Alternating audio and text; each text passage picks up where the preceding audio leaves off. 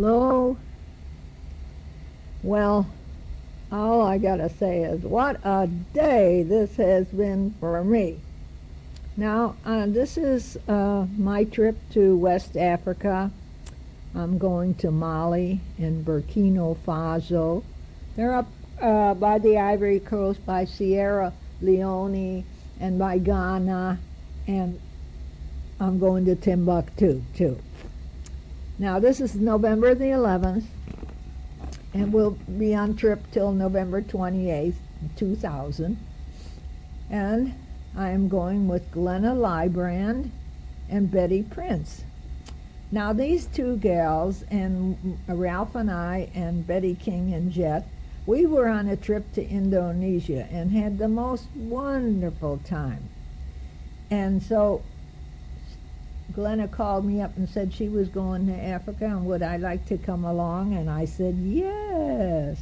And later I told Betty, but she had just lost Jet.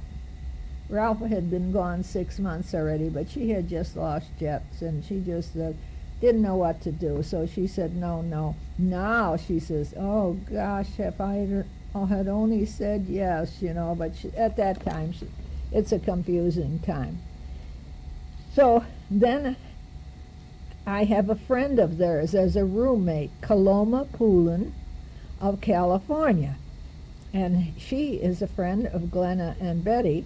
They were on a trip together, and Glenna says, well, Kaloma is a lot of fun, and you're a lot of fun, Pearl. You two ought to be good together.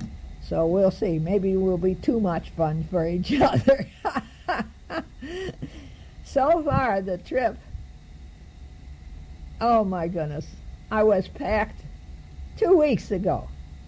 And I'm packing so carefully because you got to pick up these duffel bags and carry them. My duffel bag loaded weighs 29 pounds. I think they said you could have, I don't know, 40 or 45, 41 pounds, I think.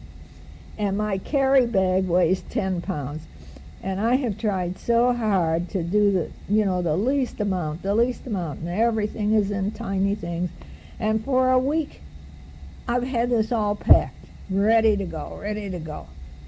And today is the day that I start on the trip.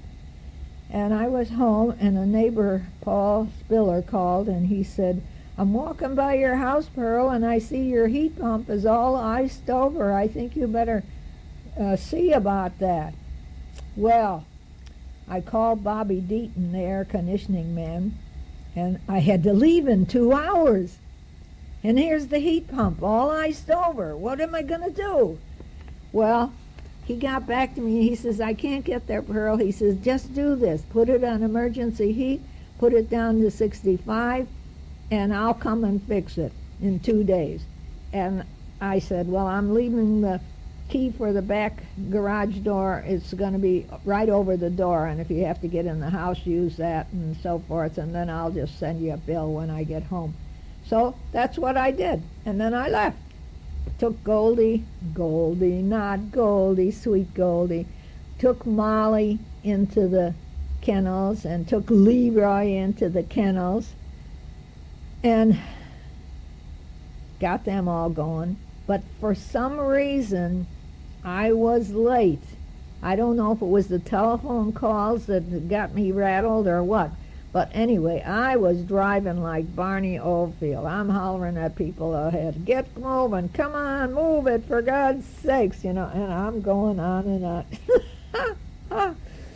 And finally I got here, and the last half of it is all 35 miles an hour, strictly patrolled by the police. Well, that was the last thing I wanted to do, was get a ticket.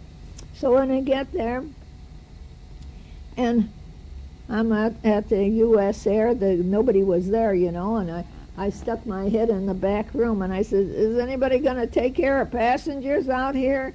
Oh, yeah, we've been waiting for you. I'm the only one on U.S. Air to Little Rock. Can you believe this? I can't believe it. I felt like Jackie Onassis. But I got there okay, and I got my bag there. Of course, it was the only one. I didn't have to wait long. It was there by the time I walked down the hall.